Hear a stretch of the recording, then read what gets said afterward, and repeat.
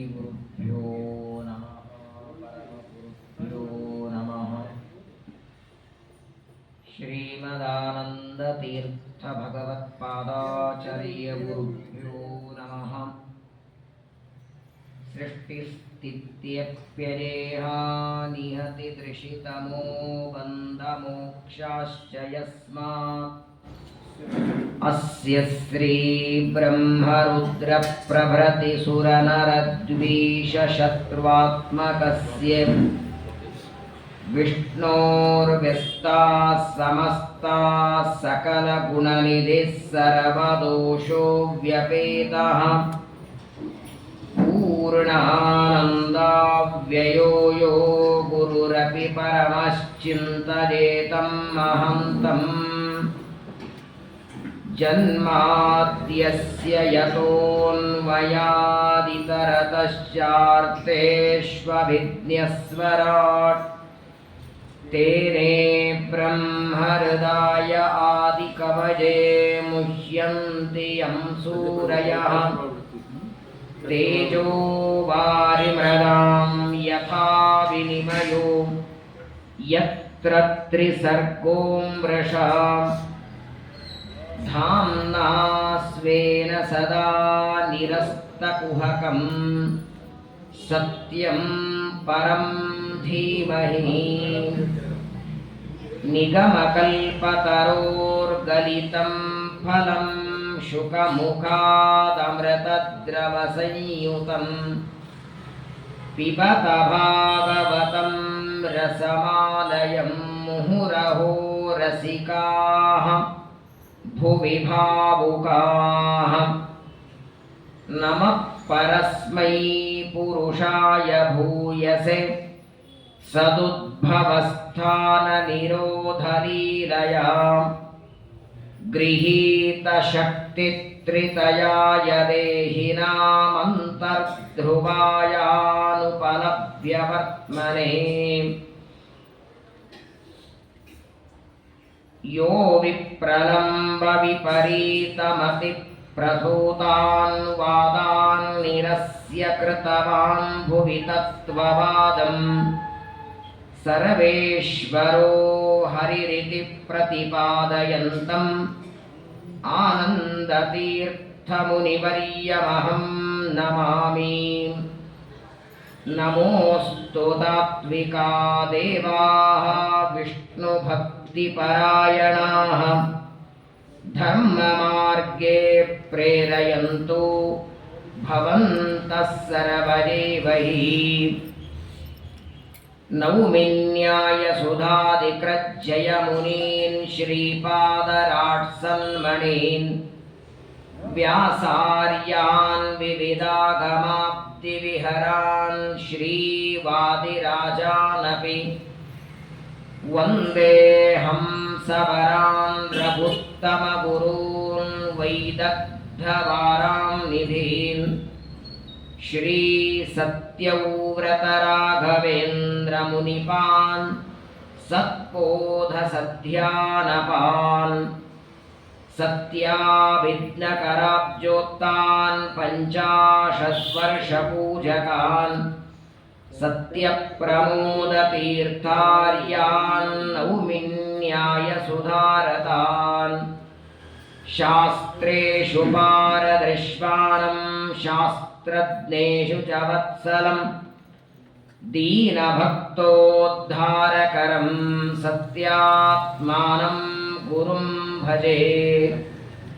आपादमौलिपर्यन्तं गुरूणामाकृतिं स्मरेत् तेन विघ्नाः प्रणश्यन्ति सिद्ध्यन्ति च मनोरथाः।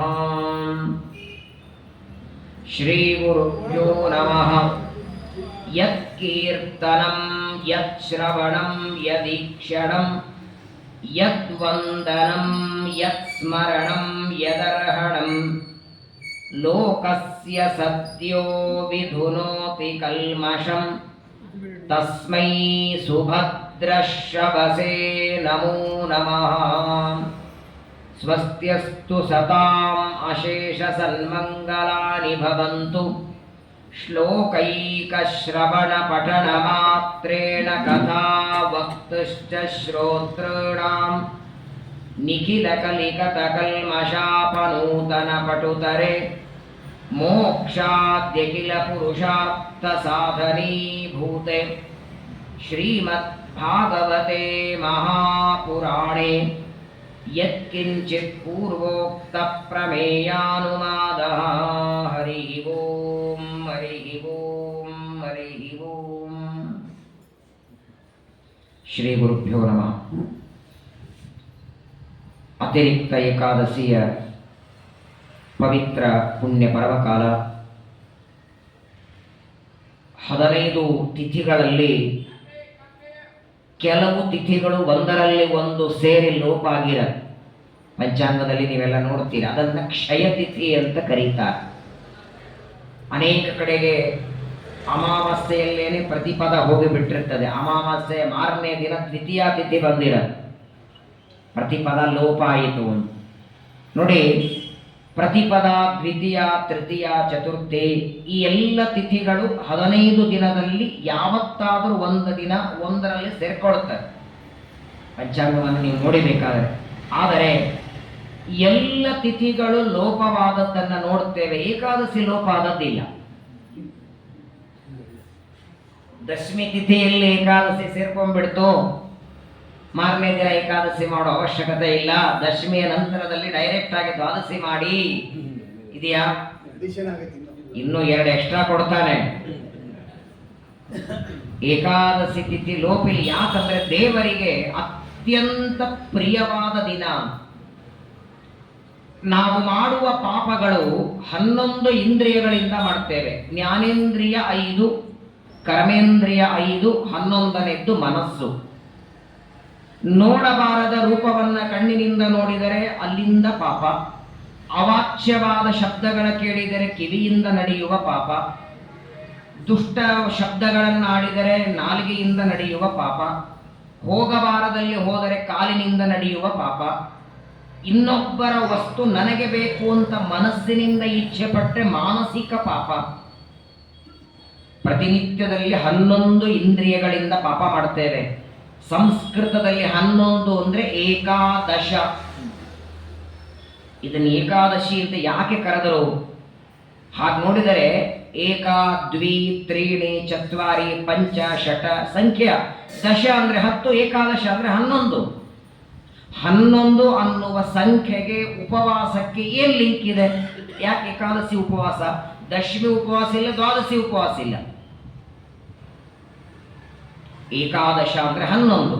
11 ಇಂದ್ರಿಯಗಳಿಂದ ಮಾಡಿದ ಪಾಪದ ಪರಿಹಾರಕ್ಕಾಗಿ ದೇವರು ಇಟ್ಟ ಒಂದು ಪ್ರಾಯಶ್ಚಿತ್ತ, ಅದು ಏಕಾದಶಿ. ಏಕಾದಶಿ ಒಂದು ಉಪವಾಸ ಮಾಡಿ 15 ದಿನಗಳಿಂದ ನಾವು ಮಾಡಿದ ಪಾಪಗಳನ್ನೆಲ್ಲ ದೇವರು ಭಸ್ಮ ಮಾಡಿಬಿಡುತ್ತಾರೆ. ಒಂದು ಹಳ್ಳಿ ಊರಲ್ಲಿ ವೃದ್ಧ ದಂಪತಿಗಳಿದ್ರು. ವಯಸ್ಸಾಗಿತ್ತು. ಗಂಡನಿಗೆ 70 ವರ್ಷ, ಹೆಂಡತಿಗೆ 65 ವರ್ಷ. ವಯಸ್ಸಾದ ದಂಪತಿಗಳು ಒಂದು ದಿನ ತಮ್ಮ ಮನೆ ಹೊರಗಡೆ ಬಾಗಲ ಹತ್ರ ಕೂತಿದ್ದಾರೆ, ಕಟ್ಟೆ ಮೇಲೆ. ಇಬ್ಬರ ಮುಖ ಬಾಡಿದೆ, ಮುಖದಲ್ಲಿ ಕಾಂತಿ ಇಲ್ಲ, ಲವಲವಿಕೆ ಇಲ್ಲ. ಸಾಯಂಕಾಲದ ಹೊತ್ತು ಆ ವೃದ್ಧ ದಂಪತಿಗಳು ತಮ್ಮ ಮನೆಯ ಮುಂದೆ ಹೊರಗೆ ಕೂತ್ಕೊಂಡು ಮಾತಾಡ್ತಾರೆ. ಅದೇ ದಾರಿಯಿಂದ ಒಬ್ಬ ತರುಣ ಹೊರಟಿದ್ದ, ಯುವಕ ಹೊರಟಿದ್ದ. ಹೋಗ್ತಾ ಹೋಗ್ತಾ ಇವರ ಮುಖ ನೋಡುತ್ತಾನೆ. ನೋಡಿ ಮಾತಾಡಿಸ್ತಾನೆ. ಯಾಕೆ, ಏನಾದರೂ ತೊಂದರೆ ಇದೆಯಾ ನಿಮಗೆ? ಯಾಕೆ ಮುಖ ಇಷ್ಟ ಬಾಡಿದೆ? ಇವತ್ತೇನು ಏಕಾದಶಿ ಇಲ್ಲ, ಅಕ್ಷತೆ ಇಲ್ಲ, ಅಂಗಾರ ಇಲ್ಲ, ಊಟ ಮಾಡಿಲ್ವಾ, ಅಡಿಗೆ ಮಾಡಿಲ್ವಾ, ಅಡಿಗೆ ಮಾಡೋದಕ್ಕೆ ಪದಾರ್ಥಗಳಿಲ್ವಾ, ಏನು ನಿಮಗೆ ಸಮಸ್ಯೆ ಇದೆ ಹೇಳಿ, ಸಾಧ್ಯವಾದರೆ ನಾನು ಪರಿಹಾರ ಮಾಡ್ತೇನೆ ಅಂತ ಆ ತರುಣ ಯುವಕ ವೃದ್ಧ ದಂಪತಿಗಳ ಜೊತೆಗೆ ಮಾತಾಡ್ತಾನೆ. ಅವರಂತಾರೆ, ಹಾಗೇನಿಲ್ಲಪ್ಪ, ಅಡಿಗೆಗೆ ಬೇಕಾದಷ್ಟು ಪದಾರ್ಥ ಯಾಕೆ, ಅಡಿಗೆನೂ ಮಾಡಿಟ್ಟಿದ್ದೇವೆ, ಅಡಿಗೆ ಮಾಡಿದ್ದೇವೆ, ಊಟ ಇನ್ನೂ ಮಾಡಿಲ್ಲ, ಯಾಕೆ? ಆಗ ದಂಪತಿಗಳಂತಾರೆ, 10 ವರ್ಷದ ನಂತರದಲ್ಲಿ ಮಗ ಹೊರದೇಶದಿಂದ ಬರ್ತಿದ್ದಾನೆ.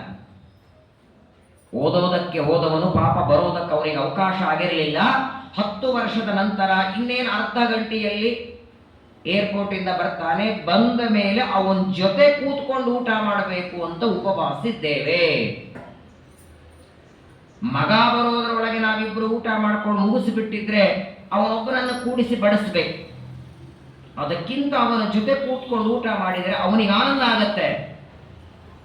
ಇಷ್ಟೇ ಹೊರತು ಬೇರೆ ಏನಿಲ್ಲ, ಎಲ್ಲ ಚೆನ್ನಾಗಿದೆ ಅಂತ ಹೇಳ್ತಾರೆ. ಸರಿ ಅಂತ ಆ ಯುವಕ ಹೋಗಿ ಬಿಡ್ತಾನೆ. ನೋಡಿ, ಆ ವೃದ್ಧ ದಂಪತಿಗಳು ಸಾಯಂಕಾಲದವರೆಗೆ ಉಪವಾಸ ಇರುವಂತೆ ಮಾಡಿದ್ದೇನು? ಮಗನ ಮೇಲಿನ ಪ್ರೀತಿ,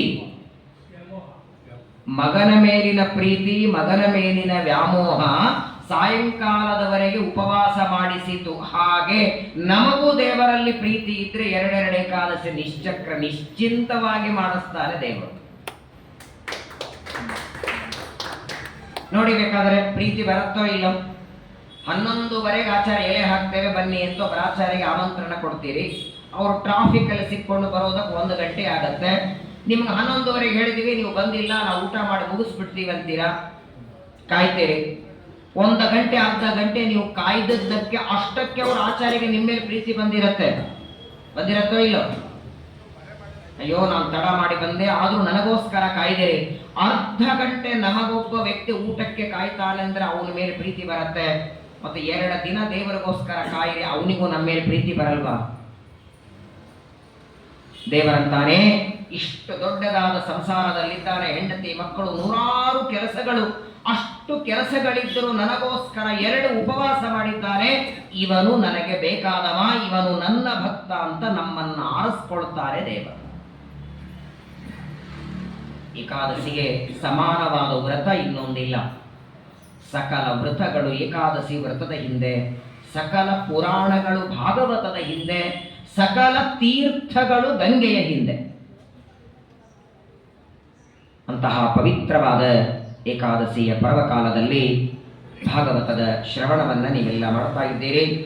ಶ್ರೀಮದ್ ಭಾಗವತ ವೇದವ್ಯಾಸ ದೇವರು ನಮಗೆಲ್ಲ ಕೊಟ್ಟ ಒಂದು ದೊಡ್ಡ ಗಿಫ್ಟ್ ಇದು.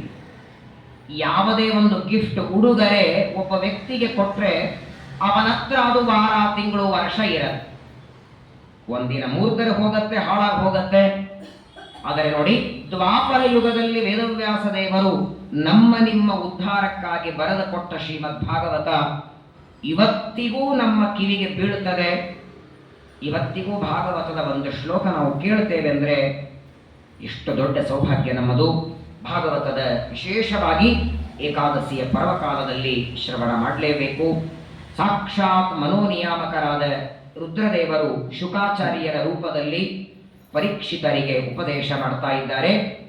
ಪರೀಕ್ಷಿತ ರಾಜರು ಗಂಗಾ ನದಿ ದಂಡೆಗೆ ಬಂದು ತಮ್ಮ 7 ದಿನದ ಆಯುಷ್ಯ, 7ನೇ ದಿನ ತಕ್ಷಕನಿಂದ ಸಾಯಬೇಕು, ಮರಣದ ವಾರ್ತೆ ಗೊತ್ತಾಗಿ ಬಂದು ಕೂತ್ಕೊಂಡಿದ್ದಾರೆ. ಶುಕಾಚಾರ್ಯರ ಆಗಮನ ಆಯಿತು. ಅರ್ಘ್ಯ ಪಾತ್ರೆಗಳಿಂದ ಪೂಜೆ ಮಾಡಿ 2 ಪ್ರಶ್ನೆ ಕೇಳಿದ್ದಾರೆ ಪರೀಕ್ಷಿತರು ಶುಕಾಚಾರ್ಯರಲ್ಲಿ ಕೇಳಿದ್ದು 2 ಪ್ರಶ್ನೆ. ಮೊದಲನೇ ಪ್ರಶ್ನೆ, ನನಗಂತೂ 7 ದಿನ ಆಯುಷ್ಯ ಇದೆ, 7 ದಿನದಲ್ಲಿ ನಾನು ಮಾಡುವ ಮಂತ್ರ ಜಪ ಯಾವುದು, ಪಾರಾಯಣ ಯಾವುದು, ಸ್ತೋತ್ರ ಪಠಣ ಯಾವುದು, ಏನು ಮಾಡಲಿ ಅಂತ ಮೊದಲನೇ ಪ್ರಶ್ನೆ ಕೇಳಿದ್ದಾರೆ. ಅದರ ಜೊತೆ ಇನ್ನೊಂದು ಪ್ರಶ್ನೆ ಪರೀಕ್ಷಿತರ ಕೇಳಿದ್ದು, ಏನು ಮಾಡಬಾರದು ಅದನ್ನು ಹೇಳಿ ಎಂದಿದ್ದಾರೆ. ಬ್ರೂಹಿ ಯದ್ವಾ ವಿಪರ್ಯಯಂ. ನಾವು ಯಾರಾದರೂ ಬಂದ್ರೆ ನಾವೇನು ಮಾಡಬೇಕು ಅಂತ ಕೇಳೋದಕ್ಕಿಂತ ನಾವೇನು ಮಾಡಬಾರದು ಅದನ್ನು ಹೇಳಿ ಅಂತ ಮೊದಲು ಕೇಳಬೇಕಂತ ಹೇಳಲಿಕ್ಕೆ ಹೋಗಲ್ಲ ನಾವು. ಯಾಕಂದ್ರೆ ಮಾಡಬಾರದೆ ಹೆಚ್ಚು ಮಾಡ್ತಿರ್ತೀವಿ ಯಾವಾಗಲೂ. ಮಾಡಬೇಕಾದದ್ರಲ್ಲಿ 1-2 ಲೋಪ ಆದ್ರೆ ತಪ್ಪಿಲ್ಲ, ಮಾಡಬಾರದು. ಹಾಗಾಗಿ ಪರೀಕ್ಷಿತರು 2 ಕೇಳ್ತಾರೆ. ಮರಣಕಾಲ ಸಮೀಪಕ್ಕೆ ಬಂದಾಗ ಮಾಡಬೇಕಾದದ್ದು ಹೇಳಿ, ಜೊತೆಗೆ ಮಾಡಬಾರದ್ದು ನನಗೆ ಹೇಳಿ ಅಂತ ಪರೀಕ್ಷಿತರು ಕೇಳ್ತಾರೆ. ನಿನ್ನೆ ಮೊನ್ನೆ 2 ದಿನ ಮರಣಕಾಲದಲ್ಲಿ ಮಾಡಬೇಕಾದದ್ದರ ಬಗ್ಗೆ ನಾವು ತಿಳ್ಕೊಂಡಿದ್ದೇವೆ. ಮರಣಕಾಲ ಸಮೀಪಕ್ಕೆ ಬಂತು ಅಂದರೆ ಮನೆ ಬಿಟ್ಟು ತೀರ್ಥಕ್ಷೇತ್ರಕ್ಕೆ ಬಂದು ಗೋಮಯದಿಂದ ಮಂಡನ ಮಾಡಿ, ಮಂಡನದ ಮೇಲೆ ಕೂತ್ಕೊಂಡು ಪ್ರಾಣಾಯಾಮ ಮಾಡಿ ಭಗವಂತನ ಧ್ಯಾನವನ್ನ, ಆ ಪರಮಾತ್ಮ ತನ್ನನ್ನ ಅನಂತ ಉಪಕಾರ ಮಾಡಿದ್ದರ ಸ್ಮರಣೆ ಮಾಡಬೇಕು. ಇದೆಲ್ಲ ಮರಣಕಾಲದಲ್ಲಿ ಮಾಡಬೇಕಾದದ್ದನ್ನ ಹೇಳಿ. ಈಗ ಪರೀಕ್ಷಿತರಂತಾರೆ, ಸ್ವಾಮಿ ಏನು ಮಾಡಬಾರದು ಅದನ್ನ ನನಗೋಸ್ಕರ ಹೇಳಿ. ಆಗ ಶುಕಾಚಾರ್ಯರಂತಾರೆ, ನೋಡು, ಇಷ್ಟು ಅಪರೂಪದ ಮಾನವ ಶರೀರ ದೇವರು ಕೊಟ್ಟಿದ್ದಾನೆ, ಬೆಲೆನೇ ಕಟ್ಟೋದಕ್ಕೆ ಸಾಧ್ಯವಿಲ್ಲ ಈ ಶರೀರಕ್ಕೆ. ಒಬ್ಬ ಮಾನವನ ಶರೀರದಲ್ಲಿದ್ದ ನರಗಳನ್ನು ಹೊರಗೆ ತೆಗೆದರೆ ಇಡೀ ಪೃಥ್ವಿಗೆ 3 ಪ್ರದಕ್ಷಿಣೆ ಹಾಕಬಹುದು. ಅಷ್ಟು ನರನಾಡಿಗಳನ್ನ ಎಷ್ಟು ಚೆನ್ನಾಗಿ ಜೋಡಿಸಿ ಇಟ್ಟಿದ್ದಾನೆ. ತಲೆಯಿಂದ ಕಾಲಿನವರೆಗೆ ಒಂದೇ ಒಂದು ನರವನ್ನ ದೇವರು ಇಟ್ಟಿದ್ದ ಅಂದ್ರೆ ಬಾಗಿಲಿಗೆ ಬರ್ತಿತ್ತ ನಮಗೆ. ಕೈಯನ್ನ ಹೀಗೆ ಮಡಚ್ತೇವೆ, ಬಟ್ಟೆಗಳನ್ನು ಹೀಗೆ ಮಡಚ್ತೇವೆ. ಅಷ್ಟಷ್ಟೇ ನರಗಳನ್ನ ಇಟ್ಟು ಆ ನರಗಳಲ್ಲಿ ರಕ್ತ ಸಂಚಾರವನ್ನ ಮಾಡಿಸ್ತಾ ತಾನು ಒಳಗೆ ಓನರ್ ಆಗಿದ್ದಾನೆ, ಬಿಂಬನಾಗಿ. ನಮ್ದೊಂದು ಸೈಟ್ ಇದೆ, ಮನೆ ಕಟ್ಟಿ ಕೊಡಿ ಅಂತ ಒಬ್ಬ ಓನರಿಗೆ, ಒಬ್ಬ ಇಂಜಿನಿಯರಿಗೆ ಹೇಳಿ ಮನೆ ಕಟ್ಟಿ ಕೊಡ್ತಾನೆ. ಅವನು ಹೋಗಿಬಿಡ್ತಾನೆ, ಅವನು ಆ ಮನೆಯಲ್ಲಿ ಇರಲ್ಲ. ಕಟ್ಟಿದ ವ್ಯಕ್ತಿ ಮನೆಯಲ್ಲಿರೋದಿಲ್ಲ. ಆದರೆ ಈ ಶರೀರವೆಂಬ ಮನೆಯಲ್ಲಿ ಕಟ್ಟುವ ವ್ಯಕ್ತಿನೂ ಒಳಗಿರಬೇಕಾಗತ್ತೆ. ನಾನು ಕಟ್ಟಿದ್ದೇನೆ, ನೀನು ಮಾತ್ರ ಇರೋ, ನಾನು ಇರೋದಿಲ್ಲ ಅಂತ ದೇವರಂದ್ರೆ ನಾವು ಮಾತ್ರ ಇರ್ಲಿಕ್ಕೆ ಸಾಧ್ಯವಿಲ್ಲ. ಅವನೂ ಒಳಗಿರಬೇಕು. ಎಷ್ಟು ಕೆಲಸ ಮಾಡ್ತಾನೆ. ಕಣ್ಣಿನಲ್ಲಿದ್ದು ನೋಡುವ ಕೆಲಸ ಅವನೇ ಮಾಡಬೇಕು, ಕಿವಿಯಲ್ಲಿದ್ದು ಭಾಗವತ ಪ್ರವಚನ ಕೇಳುವ ಕೆಲಸ ಅವನೇ ಮಾಡಬೇಕು, ನಾಲಿಗೆಯಲ್ಲಿದ್ದು ಹುಳಿ ಸಿಹಿ ಕಹಿ ಅನ್ನುವ ಜ್ಞಾನ ಅವನೇ ಕೊಡಬೇಕು, ಕಾಲಿನಲ್ಲಿದ್ದು ಓಡಾಡೋದು, ಕೈಯಿಂದ ಕೊಡೋದು, ಸಕಲ ಇಂದ್ರಿಯಗಳಲ್ಲಿ ಇದ್ದು ಒಬ್ಬನೇ ಭಗವಂತ. ನಾವು ನೀವು ಕೂತು 20-30 ಜನ ಅಲ್ಲ, ಅನಂತ ಜೀವರಲ್ಲಿ ಮಾಡ್ತಾ. ಕಾರ್ತಿಕ ಮಾಸ ಕೃಷ್ಣ ಪಕ್ಷ ಅತಿರಿಕ್ತ ಏಕಾದಶಿ ಬುಧವಾರ 11:30 ಈ ಟೈಮಲ್ಲಿ, ಇದೇ ಟೈಮರೊಳಗೆ 11:30 ಇಡೀ ಜಗತ್ತೊಳಗೆ ಅನಂತ ಜೀವರಿದ್ದಾರೆ. ನೀವೊಂದು 20 ಜನ ಪ್ರವಚನಕ್ಕೆ ಬಂದಿರಿ, ಯಾರೋ ಮಲಗಿದ್ದಾರೆ, ಯಾರೋ ಕೂತಿದ್ದಾರೆ, ಯಾರೋ ಎದ್ದಿದ್ದಾರೆ, ಯಾರೋ ಅವಲತ್ತಿದ್ದಾರೆ, ಯಾರೋ ಊಟ ಮಾಡ್ತಿದ್ದಾರೆ, ಯಾರೋ ಪಾರಣೆ ಮಾಡ್ತಿದ್ದಾರೆ, ಯಾರೋ ಫ್ಲೈಟಲ್ಲಿ ಹೋಗ್ತಿದ್ದಾರೆ, ಯಾರೋ ಟ್ರೈನಲ್ಲಿ ಹೋಗ್ತಿದ್ದಾರೆ, ಯಾರೋ ಗಾಡಿ ನಡೆಸ್ತಿದ್ದಾರೆ. ಎಲ್ಲರೊಳಗೆ ಒಬ್ಬನೇ ದೇವರು. ಹೇಗೆ ಮಾಡ್ತಾನೆ? 1-2 ಕೆಲಸ, ಏನ್ ಕೆಲಸ ಬೇಡ. 2ನೇ ಏಕಾದಶಿ ಪ್ರವಚನಕ್ಕೆ ಬಂದಿದ್ದೀರಲ್ಲ, ಬಹಳ ದೊಡ್ಡ ಸೌಭಾಗ್ಯ ಇದು. 2 ಏಕಾದಶಿ ಕೇವಲ ತೀರ್ಥದ ಮೇಲೆ ಮಾಡಿ, ಮಾರನೇ ದಿನ ದ್ವಾದಶಿ ಪೂಜೆ ಮಾಡಿ ಪಾರಣೆ ಕೂಡ್ಲಿಕ್ಕಾಗಲ್ಲ ನಮಗೆ. 2 ಏಕಾದಶಿ ಮಾಡಿದ ವ್ಯಕ್ತಿಯನ್ನ ಮಾರನೇ ದಿನ ಪೂಜೆ ಮಾಡು ಅಂತ ಹೇಳಿ ಆಗ ಗೊತ್ತಾಗತ್ತೆ. ಒಂದು ಹಲಿಗೆ ಅರ್ಥ ಸಿಗ್ಲಿಲ್ಲ ಅಂದ್ರೆ ಎಷ್ಟು ಒದರ್ತಾನೆ. ಹೆಂಡತಿ ಮಕ್ಕಳ ಮೇಲೆ ಅಕಸ್ಮಾತ್ತಾಗಿ ಹೆಂಡತಿ ಮಡಿಯಿಂದ ಅನ್ನ ಮಾಡಿದ್ದೇನೆ ಮತ್ತು ನೈವೇದ್ಯಕ್ಕಿಲ್ಲ, ಬಡಿ ಬಡಿ ತಂದು ಬಡಿ ಇಲ್ಲಿ ಅಂತಾನೆ. ಹೊಟ್ಟೆಗೆ ಬೀಳೋವರೆಗೆ ಮನುಷ್ಯರಲ್ಲಿ ಇರಲ್ಲ ಅವನು. ಹೆಂಡತಿ ಅಂತ ಮುಂದಿನ ಸಲ ಏಕಾದಶಿ ಮಾಡಬೇಡಿ, ನೀವೇನು ಪಾಲನೆ ಮಾಡೋದು ಬೇಡ ಅಂತಾಳೆ. ದೇವರಿಗೆ ಇಷ್ಟು ದೊಡ್ಡ ಶರೀರ ನಮಗೆ ಕೊಡೋದಕ್ಕೆ ಅವನಿಗೆ ಏನು ಪ್ರಯೋಜನ ಇತ್ತು, ಏನು ಲಾಭ ಇತ್ತು? ಆದರೆ ನೋಡಿ, ಇಷ್ಟು ಅಪರೂಪದ ಬೆಲೆ ಬಾಳುವ ಶರೀರ ಕೊಡುವಾಗಲೇ ದೇವರಂತಾನೆ, ನಾನು ನಿನಗೆ ಕೊಟ್ಟ ಈ ಶರೀರ ನಿನ್ನ ಭೋಗಕ್ಕೆ ಮಾತ್ರ ಬಳಸಬೇಡ, ಇದನ್ನ ನನಗಾಗಿ ಬಳಸು. ವೈಶಾಖ ಮಾಸ ಉದುಕುಂಭ ದಾನ ಮಾಡಬೇಕು ಅಂತ ವೇದವ್ಯಾಸದೇವರು ಹೇಳಿದ್ದಾರೆ. ವೈಶಾಖ ಮಾಸ ಮಹಾತ್ಮದಲ್ಲಿ ಬರುತ್ತೆ. ಒಬ್ಬರ ಆಚಾರನ ನಿಮ್ಮ ಮನೆಗೆ ಕರೆದಿದ್ದೀರಿ, ಒಂದು ತಾಮ್ರದ್ದೋ ಬೆಳ್ಳಿದೋ ನಿಮ್ಮ ಯೋಗ್ಯತೆಗೆ ತಕ್ಕಂತೆ ಒಂದು ತಂಬಿಗೆಯನ್ನ ಆಚಾರಿಗೆ ದಾನ ಕೊಡ್ತೀರಿ. ಅದನ್ನು ಕೊಡುವಾಗ ಹೇಳ್ತೀರಿ, ಆಚಾರ್ಯ ಈ ತಂಬಿಗೆಯನ್ನ ನಾಳೆಯಿಂದ ದೇವರ ಪೂಜೆಗೆ ಅಭಿಷೇಕಕ್ಕೆ ಈ ತಂಬಿಗೆಯನ್ನ ನೀವು ಬಳಸಬೇಕು. ದಾನ ಕೊಟ್ಟದ್ದಾಯಿತು, ಆಚಾರ ತಗೊಂಡು ಮನೆಗೆ ಬರ್ತಾರೆ. ಮಾರನೇ ದಿನ ಆಚಾರ ಅಭಿಷೇಕ ಮಾಡುವಾಗ ತಮ್ಮ ಹೆಂಡತಿಗಂತ ಒಂದು ಫೋಟೋ ತೆಗಿಯಮ್ಮ, ಯಜಮಾಂತಿಗೆ ಕಳಿಸ್ಬೇಕು. ದಾನ ಕೊಟ್ಟವರಿಗೆ ಅಕಸ್ಮಾತ್ತಾಗಿ ಅಭಿಷೇಕ ಮಾಡುವಾಗ ಒಂದು ಫೋಟೋ ಹೊಡೆದು ನಿಮ್ಮ ಮೊಬೈಲಿಗೆ ಆಚಾರ ಕಳಿಸ್ಬಿಟ್ರೆ ಪರಮಾನಂದ. ಓ, ನಾನು ಕೊಟ್ಟ ತಂಬಿಗೆ ಆಚಾರ ಚೆನ್ನಾಗಿ ಬಳಸಿದ್ದಾರೆ, ದೇವರ ಪೂಜೆ ಅಭಿಷೇಕಕ್ಕೆ ಆಚಾರ ಬಳಸಿದ್ದಾರೆ ಅಂತ ಆನಂದ ಆಗತ್ತೆ. ಅದೇ ತಂಬಿಗೆಯನ್ನ ನೀವು ಆಚಾರ್ಯ ಕೊಟ್ಟದ್ದನ್ನ ಇನ್ಯಾವುದೋ ಕೆಟ್ಟ ಕೆಲಸಕ್ಕೆ ಬಳಸಿ, ಏನೋ ಒಂದು ಬಾಟ್ಲಿ ಮದ್ಯ ಕುಡಿಯೋದಕ್ಕೆ ಅದರಲ್ಲಿ ಹಾಕೊಂಡು ಬಳಸಿ ಅದನ್ನು ಫೋಟೋ ತೆಗೆದು ನಿಮ್ಮ ಮೊಬೈಲ್ ಕಳಿಸಿದ್ರೆ,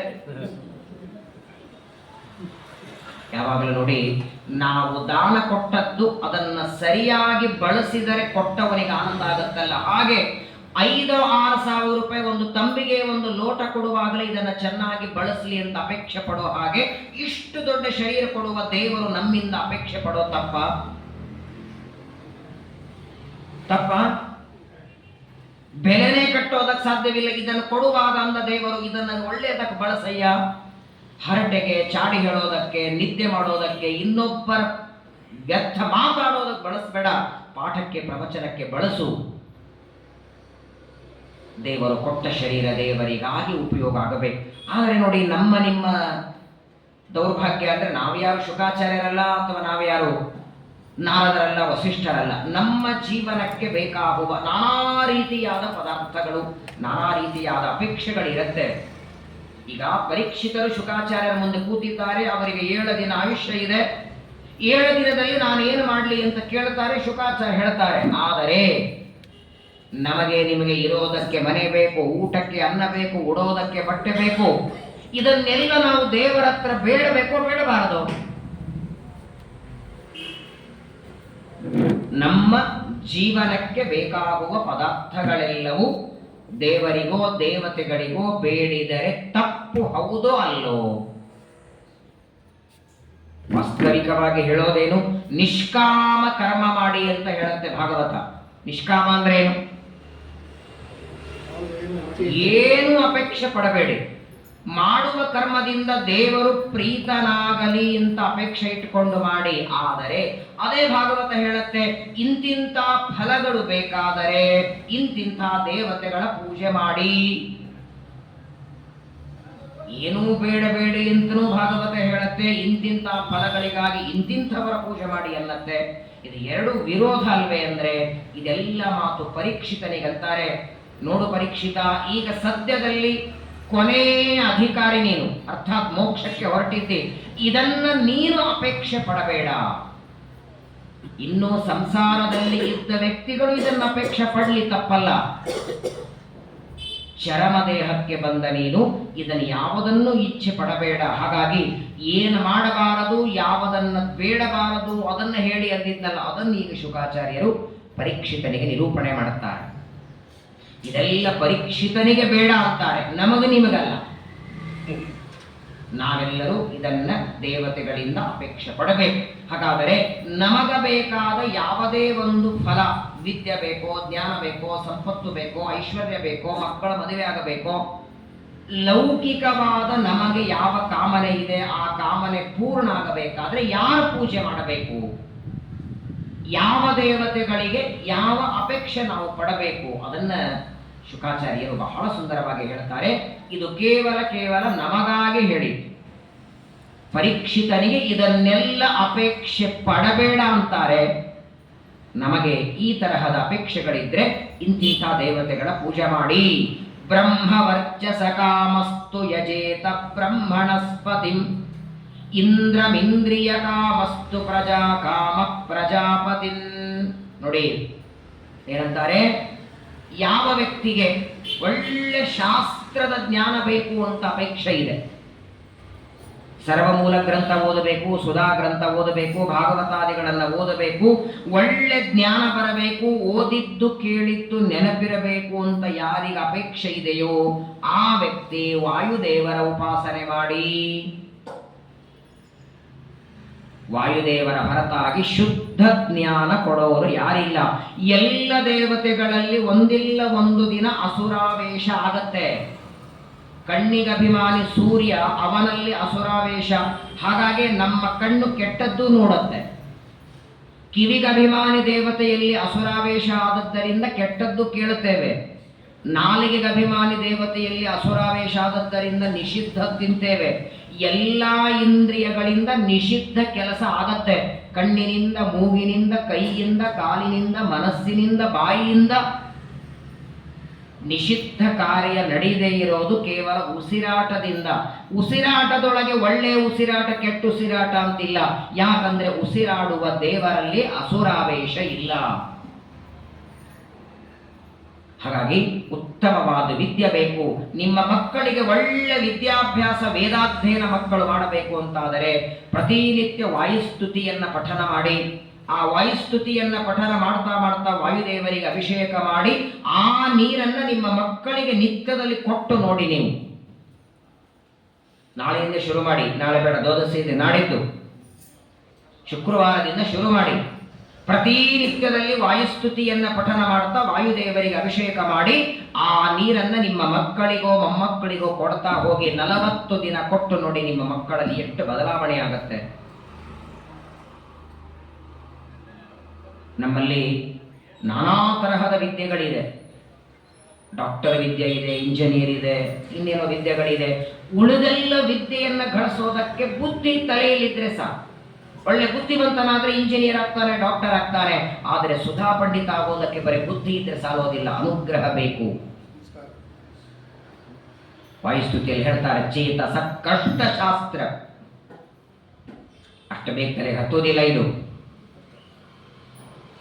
ಮೊದಲನೇದ್ದು, ಓದಿದರೆ ಅರ್ಥ ಆಗೋದಿಲ್ಲ, ಅರ್ಥ ಆದದ್ದು ಉಳಿಯೋದಿಲ್ಲ, ಉಳಿದದ್ದು ಹೇಳೋ ಹಾಗೆ ಬರೋದಿಲ್ಲ. ಬ್ರಹ್ಮವಿದ್ಯಾ ಅಂತ ಕರೀತಾರೆ ಇದನ್ನ. ಭಗವದ್ಗೀತೆ 10ನೇ ಅಧ್ಯಾಯದಲ್ಲಿ ಅರ್ಜುನ ಕೇಳ್ತಾನೆ, ಎಲ್ಲ ವಿದ್ಯೆಗಳಲ್ಲಿ ನಿನಗೆ ಇಷ್ಟವಾದ ವಿದ್ಯೆ ಯಾವುದು? 64 ವಿದ್ಯೆಗಳಿದೆ. ಅಡಿಗೆ ಮಾಡೋ ವಿದ್ಯೆ ಇದೆ, ಚಪ್ಪಲಿ ಹೊಲಿಯೋ ವಿದ್ಯೆ ಇದೆ, ಬಟ್ಟೆ ಹೊಲಿಯೋ ವಿದ್ಯೆ ಇದೆ, ಹಾಡು ಹಾಡೋ ವಿದ್ಯೆ ಇದೆ. ಈ ಎಲ್ಲಾ ವಿದ್ಯೆಗಳಲ್ಲಿ ನಿನಗೆ ಇಷ್ಟ ಯಾವುದು ಅಂದಾಗ ಕೃಷ್ಣ ಹೇಳ್ತಾನೆ, ಅಧ್ಯಾತ್ಮ ವಿದ್ಯಾ ವಿದ್ಯಾನಾಂ ವಾದ ಪ್ರವದತಾಮಹಂ ಅಂತಾನೆ. 100,000 ಕೆಲಸ ಇರಲಿ, ಅದನ್ನ ಬದಿಗೊತ್ತಿ ಯಾವ ವ್ಯಕ್ತಿ ಪಾಠಕ್ಕೆ ಪ್ರವಚನಕ್ಕೆ ಹೋಗ್ತಾನೆ ಅವನ ಮೇಲೆ ಮಾಡುವಷ್ಟು ಪ್ರೀತಿ ನಾನು ಮತ್ತೊಬ್ಬರ ಮೇಲೆ ಮಾಡೋದಿಲ್ಲ ಅಂತಾನೆ ದೇವರ. ಅಷ್ಟು ದೇವರಿಗೆ ಬೇಕಾದ. ಹಾಗಾಗೇನೆ ನಮಗೆಲ್ಲ ಸರ್ವಮೂಲ ಗ್ರಂಥ ಬರೆಯೋದಕ್ಕೆ ಬ್ರಹ್ಮದೇವರಿಗೆ ಆಜ್ಞೆ ಮಾಡಲಿಲ್ಲ, ಗರುಡ ದೇವರಿಗೆ ಮಾಡಲಿಲ್ಲ, ಶೇಷದೇವರಿಗೆ ಮಾಡಲಿಲ್ಲ, ವಾಯುದೇವರಿಗೆ ಆಜ್ಞೆ ಮಾಡಿ ಕಳಿಸಿದ. ಕಾರಣ ಒಂದೇ, ಉತ್ತಮ ಜ್ಞಾನ ಬೇಕು ಅಂತಾದರೆ ವಾಯುದೇವರ ನಿತ್ಯ ಚಿಂತನ ಮಾಡಿ. ಇನ್ನ ಇಂದ್ರಿಯಗಳೆಲ್ಲ ಚೆನ್ನಾಗಿರಬೇಕು, ಕಣ್ಣು ಚೆನ್ನಾಗಿರಬೇಕು, ಕಿವಿ ಚೆನ್ನಾಗಿರಬೇಕು, ನಮ್ಮ ಇಂದ್ರಿಯಗಳೆಲ್ಲ ಚೆನ್ನಾಗಿರಬೇಕು ಅಂತಾದರೆ ನಿತ್ಯದಲ್ಲಿ ಇಂದ್ರದೇವರ ಪೂಜೆ ಮಾಡಿ. ಇಂದ್ರದೇವರ ಪೂಜೆ, ಇಂದ್ರದೇವರ ಸ್ಮರಣೆಯನ್ನ ಮಾಡಿ ಉತ್ತಮವಾದ ಇಂದ್ರಿಯ ನಿಗ್ರಹ ಬರುತ್ತದೆ. ದೇವೀಂ ಮಾಯಾಂ ತು ಶ್ರೀಕಾಮಃ ತೇಜಸ್ಕಾಮೋ ವಿಭಾವಸುಂ. ಇನ್ನು ಯಾರಿಗೆ ಸಂಪತ್ತು ಬೇಕು ಅಂತ ಅಪೇಕ್ಷೆ ಇದೆಯೋ, ಸಂಪತ್ತಿನ ಅಪೇಕ್ಷೆ ಇದ್ದವರು ಲಕ್ಷ್ಮೀ ದೇವಿಯ ಪೂಜೆ ಮಾಡಿ. ಭಾಗವತವೇ ಹೇಳತ್ತೆ. ಹಾಗಾದರೆ ಸಂಪತ್ತು ಬೇಕಾದಾಗ ಲಕ್ಷ್ಮೀ ದೇವಿಯ ಪೂಜೆಯನ್ನ ಮಾಡಿ ಅಂದ್ರೆ ಕೇವಲ ಲಕ್ಷ್ಮಿಯ ಪೂಜೆ ಮಾಡಿದ್ರೆ ಸಂಪತ್ತು ಬರೋದಿಲ್ಲ. ಇದು ಮೊದಲು ಗಟ್ಟಿ ತಿಳ್ಕೊಂಡ್ಬಿಡಿ. ಬಹಳ ಜನ ತಪ್ಪು ತಿಳ್ಕೊಂಡಿದ್ದಾರೆ. ಲಕ್ಷ್ಮೀ ದೇವಿಯ ಪೂಜೆಯನ್ನ ಮಾತ್ರ ಮಾಡಿದರೆ ಲಕ್ಷ್ಮೀ ದೇವಿಗೆ ಆನಂದ ಇಲ್ಲ. ಅವಳ ಪೂಜೆ ಅವಳ ಗಂಡನ ಜೊತೆಗೆ ಮಾಡಬೇಕು, ಅವರಿಬ್ಬರಲ್ಲಿ ಭೇದ ಇಲ್ಲ. ನಮ್ಮ ಮನೆಯಲ್ಲಿ ಯಾರಿಗಾದರೂ ಅಷ್ಟಕುಂಕುಮ ಕರಿಬೇಕಾದರೆ ಆ ಮುತ್ತೈದೆಯನ್ನು ಕರೀತಾರೆ, ನಿಮ್ಮ ಮನೆಯವರನ್ನು ಕರ್ಕೊಂಬನ್ನಿ ಅಂತ ಹೇಳಲ್ಲ. ಅರಿಶಿಣ ಕುಂಕುಮಕ್ಕೆ ಬರಬೇಕಾದ್ರೆ ನೀವು ಬನ್ನಿ ಅಂತಾರೆ. ಕೋಸಂಬರಿ ಮಾಡಿದ್ರೆ ತಿನ್ಲಿಕ್ಕೆ ನಿಮ್ಮ ಮನೆಯವರಿಗೆ ಕರ್ಕೊಂಬನ್ನಿ ಅಂತಾರೆ. ಆದರೆ ನೋಡಿ, ಮನೆಗೆ ಕರೆಯುವಾಗ ಯಾರನ್ನಾದ್ರೂ ಒಬ್ಬರನ್ನ ಕರೀತಾರೆ. ಹಾಗೆ ಲಕ್ಷ್ಮೀ ದೇವಿಯನ್ನ ನನ್ನ ಮನೆಗೆ ನೀನು ಅಷ್ಟಕುಂಕುಮಕ್ಕೆ ಬಾ ಅಂತ ಅವಳನ್ನ ಮಾತ್ರ ಕರೆಯೋ ಹಾಗಿಲ್ಲ. ಯಾಕಂದ್ರೆ ಅವಳು ಯಾವಾಗ ಬಂದ್ರು ಗಂಡನ ಜೊತೆಗೆ ಬರಬೇಕವಳು. ದೇವರನ್ನ ಬಿಟ್ಟು ಕೇವಲ ಲಕ್ಷ್ಮಿಯ ಪೂಜೆ ಎಂದೂ ಮಾಡತಕ್ಕದ್ದಲ್ಲ.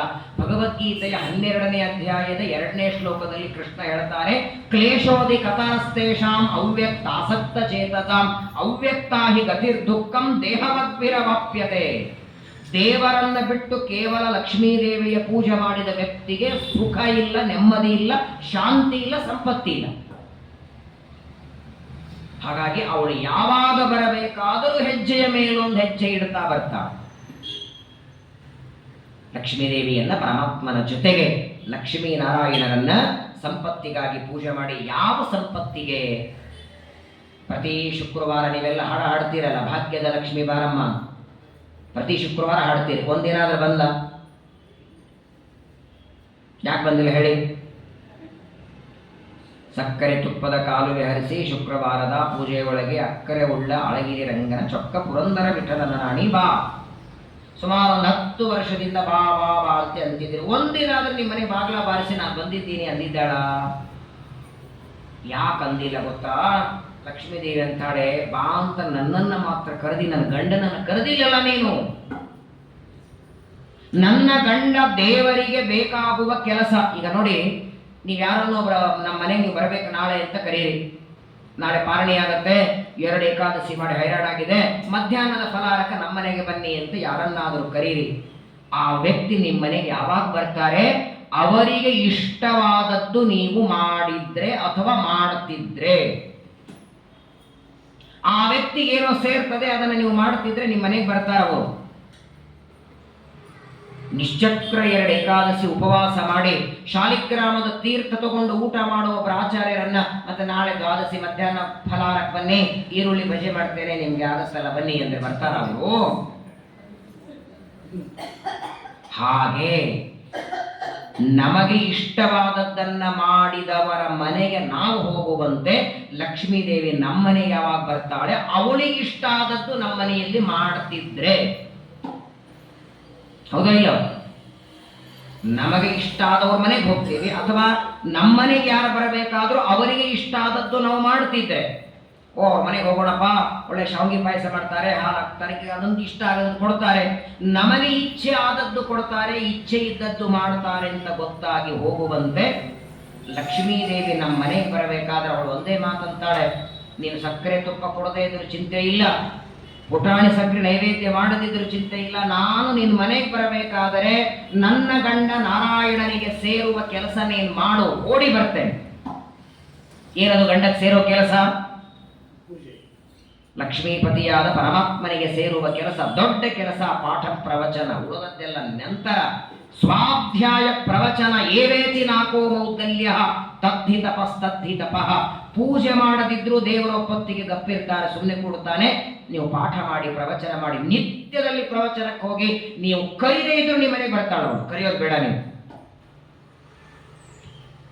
ದೇವರಿಗೆ ಇಷ್ಟ ಇಲ್ಲದೆ ಇದ್ದದ್ದು ಮಾಡಿ, ದೇವರಿಗೆ ಕೋಪ ಬರುವ ಕೆಲಸವನ್ನ ಮಾಡಿ ನೀವು ಎಷ್ಟು ತಾಳ ಕುಟ್ಟಿ ಭಾಗ್ಯದ ಲಕ್ಷ್ಮಿ ಬಾರಮ್ಮ ಅಂದ್ರೆ ಬರಲ್ಲ ಬರಲ್ಲ ಬರಲ್ಲ. ಅವಳಿಗೆ ಇಷ್ಟ ನೋಡಿ, ಅವಳು ತನಗೆ ಇಷ್ಟ ಆದದ್ದು ಮಾಡಿದವ್ರ ಮನೆಗೆ ಬರಲ್ಲ. ಅವಳೊಂದು ವಿಚಿತ್ರ, ತನಗೆ ಇಷ್ಟವಾದದ್ದು ಮಾಡಿದವರಲ್ಲ, ತನ್ನ ಗಂಡನಿಗೆ ಇಷ್ಟ ಆದದ್ದು ಯಾರು ಮಾಡುತ್ತಾರೋ ಅವ್ರ ಮನೆಗೆ ಓಡಿ ಬರ್ತಾ. ಹಾಗಾಗಿನೇ ಎಲ್ಲಿ ನಿತ್ಯದಲ್ಲಿ ದೇವರ ಪೂಜೆ ನಡೆಯುತ್ತೋ, ಯಾವ ಮನೆಯಲ್ಲಿ ಶಾಲಿಗ್ರಾಮದ ಪೂಜೆ ನಡೆಯುತ್ತೋ, ಯಾವ ಮನೆಯಲ್ಲಿ ಪಾಠ ಪ್ರವಚನ ನಡೆಯುತ್ತೋ ಅಲ್ಲಿ ಸಂಪತ್ತಿನ ಅಭಿವೃದ್ಧಿ. ಯಾಕೆ?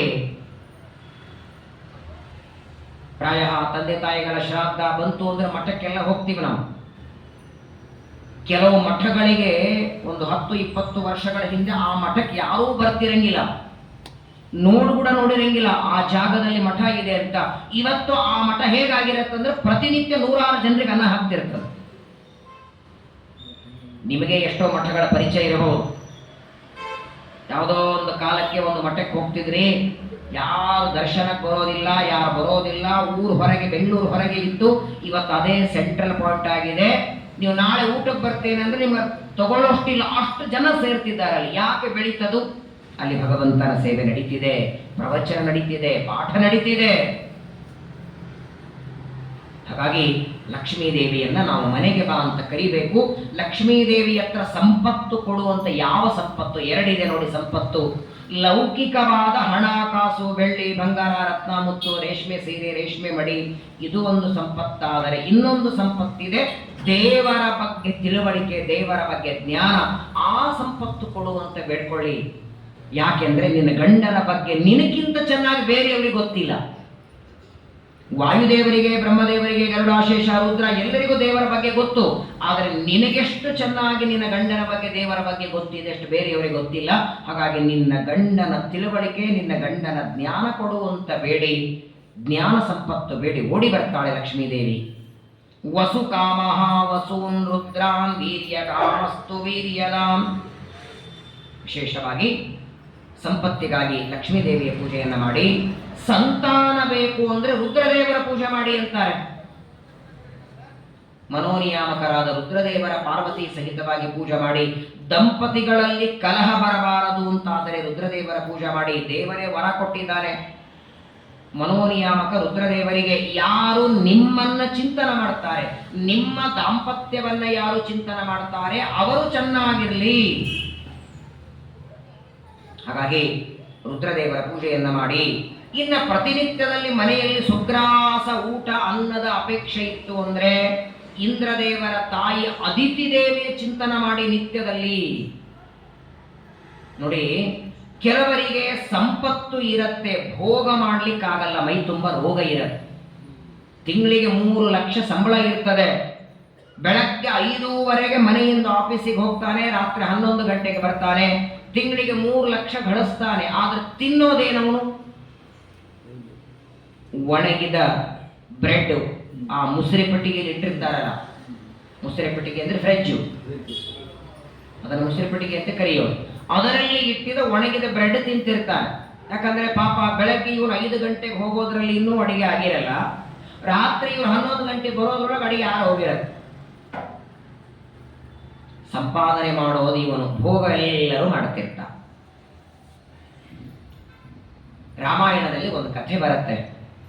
ಶ್ವೇತ ಅಂತ ಒಬ್ಬ ರಾಜ ಇದ್ದ, ಬೇಕಾದಷ್ಟು ದಾನ ಕೊಡ್ತಿದ್ದ, ಬೆಳ್ಳಿ ಬಂಗಾರ ರತ್ನ ಮುತ್ತು ಎಲ್ಲ ದಾನ ಮಾಡಿದ, ಅನ್ನದಾನ ಮಾಡಲಿಲ್ಲ. ಒಂದು ದಿನ ಒಬ್ಬ ವ್ಯಕ್ತಿಯನ್ನ ಮನೆಗೆ ಕರೆದು ಅನ್ನದಾನ ಮಾಡಲಿಲ್ಲ. ಕೊನೆಗೆ ವಯಸ್ಸಾಯಿತು, ಸತ್ತು ಹೋಗ್ತಾನೆ. ಸತ್ತ ಮೇಲೆ ಹೋದ, ಯಮಲೋಕಕ್ಕೆ ಹೋದಾಗ ಯಮದೇವರು ಚೆನ್ನಾಗಿ ದಂಡ ಹಾಕ್ತಾರೆ. ಆ ಯಮಲೋಕಕ್ಕೆ ಹೋದಾಗ ಇವನು ಸತ್ತ ಮೇಲೆ, ಸಾಮಾನ್ಯವಾಗಿ ಒಬ್ಬ ವ್ಯಕ್ತಿ ಸತ್ತ ಮೇಲೆ ಅವನ ಮಕ್ಕಳು ಶ್ರಾದ್ದ ಮಾಡ್ತಾರೆ, ಆ ಅನ್ನ ಮೇಲೆ ಸಿಗಬೇಕಲ್ಲ. ಈ ಶ್ವೇತರಾಜ ಸತ್ತರೆ ಇವನ ಹೆಣನೂ ಯಾರು ಸಂಸ್ಕಾರ ಮಾಡಲಿಲ್ಲ, ಅದನ್ನ ಎತ್ತಿ ನೀರಲ್ಲಿ ಒಗೆದು ಬಿಟ್ರಂತೆ ಹೆಣ. ಇವನು ಯಾರು ಪಿಂಡ ಕೊಡ್ಲಿಲ್ಲ, ಅನ್ನ ಕೊಡ್ಲಿಲ್ಲ. ಯಮಲೋಕಕ್ಕೆ ಬರ್ತಾನೆ, ಹಸಿವೆ ಆಗ್ತಿದೆ ಅಂದಾಗ ಯಮದೇವರಂತಾರೆ, ನೀನು ಅನ್ನದಾನ ಮಾಡಿಲ್ಲ, ನೀನು ಅನ್ನದಾನ ಮಾಡದೇ ಇದ್ದದ್ದರಿಂದ ನಿನಗೀಗ ಅನ್ನ ಸಿಗಲ್ಲ. ಆದ್ರೆ ಏನ್ ಮಾಡ್ಲಿ, ಹಸಿವೆ ಆಗ್ತಿದೆ ಅಂದಾಗ ಯಮದೇವರಂತಾರೆ, ನೀನು ಸತ್ತ ಮೇಲೆ ನಿನ್ನ ಹೆಣ ತೇಲ್ತಾ ಇದೆ, ನೀರಲ್ಲಿ ಒಗೆದಿದ್ದಾರೆ, ಆ ಹೆಣನೇ ತಿಂದ ಬಾ, ಹೋಗು ಅಂತ ಕಳಿಸ್ತಾರೆ.